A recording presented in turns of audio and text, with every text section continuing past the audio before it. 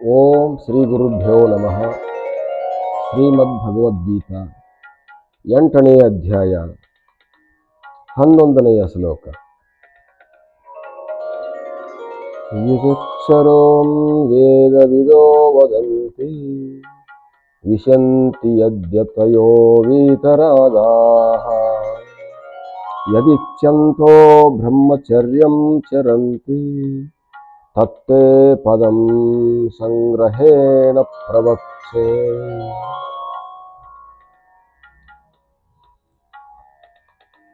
ವೇದ ಪಾರಂಗತರಾಗಿರ್ತಕ್ಕಂಥವರು ಯಾರನ್ನು ಅವಿನಾಶಿ ರೂಪವಾದಂಥ ಓಂಕಾರ ಅಂತ ಹೇಳ್ತಾರೋ, ಓಂಕಾರ ಸ್ವರೂಪವೆಂದು ಹೇಳುತ್ತಾರೆಯೋ, ಮತ್ತು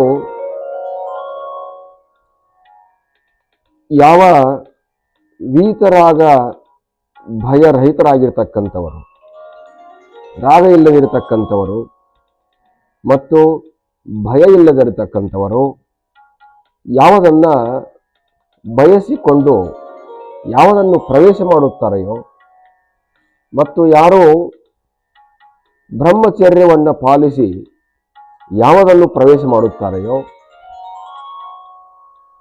ಆ ವಿಷಯಗಳನ್ನು ನಿನ್ನ ಮುಂದೆ ನಾನು ಈಗ ಹೇಳುತ್ತಿದ್ದೇನೆ.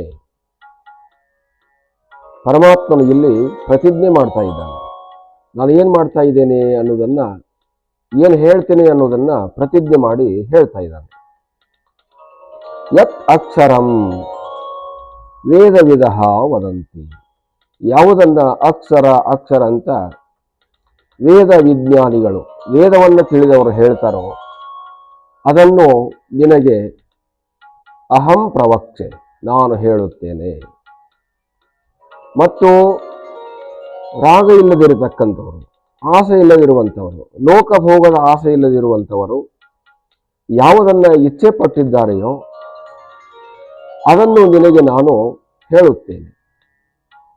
ಯಾವ ಬ್ರಹ್ಮಚರ್ಯ ಪಾಲನೆ ಮಾಡತಕ್ಕಂಥವರು, ಸತತ ಬ್ರಹ್ಮ ಚಿಂತನೆ ಮಾಡತಕ್ಕಂಥವರು ಯಾವುದನ್ನು ಅಂತ್ಯಕಾಲದಲ್ಲಿ ಪ್ರವೇಶ ಮಾಡುತ್ತಾರೆಯೋ ಅದನ್ನು ನಿನಗೆ ಹೇಳುತ್ತೇನೆ. ಮತ್ತು ಬ್ರಹ್ಮಜ್ಞಾನಿಗಳಾಗಿರ್ತಕ್ಕಂಥವರು, ಬ್ರಹ್ಮ ಸ್ವರೂಪವಾಗಿರ್ತಕ್ಕಂಥವರು ಯಾವ ಪದವನ್ನು ಪಡೆಯುತ್ತಾರೆಯೋ ಅದನ್ನು ಕೂಡ ನಿನಗೆ ನಾನು ಹೇಳುತ್ತೇನೆ.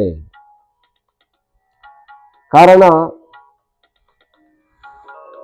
ಯಾವ ಪುರುಷ, ಯಾವ ಮನುಷ್ಯ ಮುಖ್ಯವಾಗಿರ್ತಕ್ಕಂಥ ವಿಷಯ ಗೊತ್ತಾಗದೆ ಹೋದರೆ ಆತನು ಅದರಲ್ಲಿ ಪ್ರವೇಶ ಮಾಡೋದಿಲ್ಲ.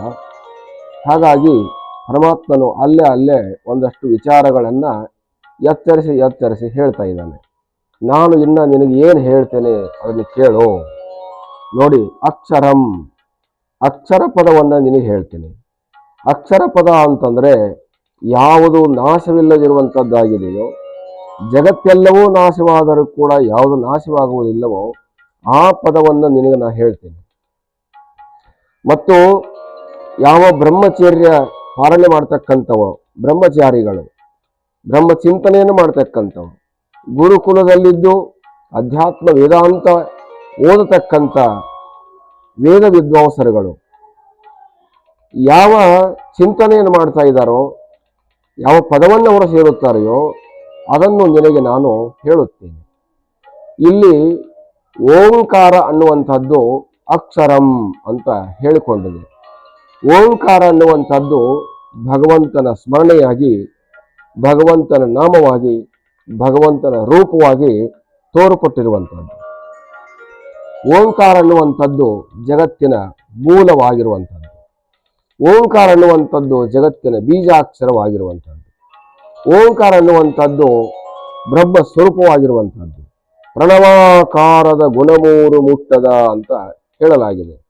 ಭಗವಂತನನ್ನ ವರ್ಣಿಸುವಾಗ ಪರಮಾತ್ಮನು ಹೇಗಿದ್ದಾನೆ ಅಂತಂದ್ರೆ ಓಂಕಾರ ಸ್ವರೂಪವಾಗಿದ್ದಾನೆ, ಪ್ರಣವಾಕಾರವಾಗಿದ್ದಾನೆ. ಆತನಿಗೆ ಗುಣಗಳು ಯಾವುವು ಇಲ್ಲ. ಸತ್ವಗುಣವಾಗಲಿ, ತಮಗುಣವಾಗಲಿ, ರಜೋಗುಣವಾಗಲಿ ಯಾವುವು ಇಲ್ಲ. ಈ ಯಾವ ಗುಣಗಳಿಲ್ಲದಿರತಕ್ಕಂಥ ಓಂಕಾರವನ್ನ ನಿನಗೆ ನಾನು ಹೇಳುತ್ತೇನೆ.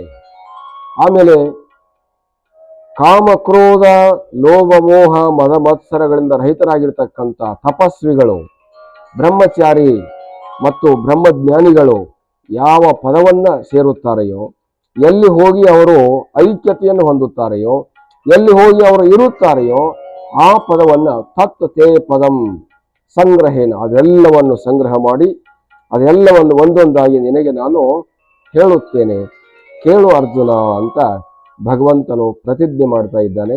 ಮುಂದೆ ಅದರ ವಿಚಾರವನ್ನು ಹೇಳ್ತಾನೆ, ಕೇಳೋಣ. ಹರಿ ಓಂ ತತ್ಸತ್.